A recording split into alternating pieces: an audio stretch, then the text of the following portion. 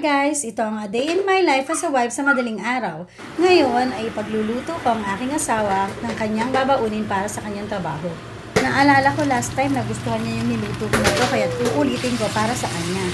Nakita ko lang rin to sa Ang Sarap Kitchen kaya ginaya ko. Ayan yung kanin niya, yung kape niya na may lemon kasi inuubo siya. Kailangan muna natin prituhin to para maging dark brown ng konti. Tapos lalagyan niyo na yung pinag-marinate sa kanya.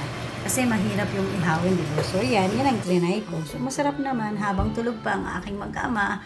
Ayan, himbing na sila ng pagtulog. Ako naman, eto, at nagpe-prepare pa rin para sa aking masipag na asawa. Ayan, pag nanunuyo-nuyo na, okay, tikman natin. Tikman natin. So, ayan, nagpe-prepare na tayo ng food ni Daan.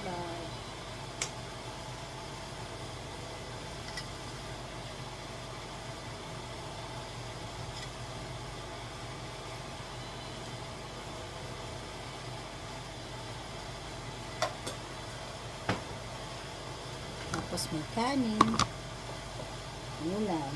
Yan yung ulam niya. Tapos meron siyang coffee. Itimpla niya ulit yan. Tinapay. Ayan. Kasi yung gabi pa siya eh. Tapos meron siyang water.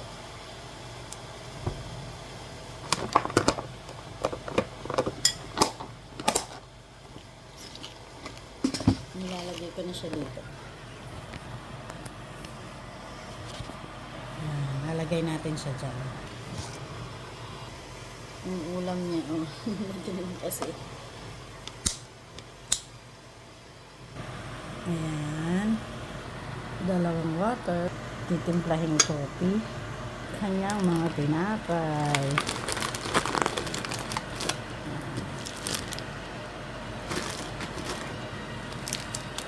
Biscuit. Saka, syempre, samahan natin ng chichiri. Yan lang.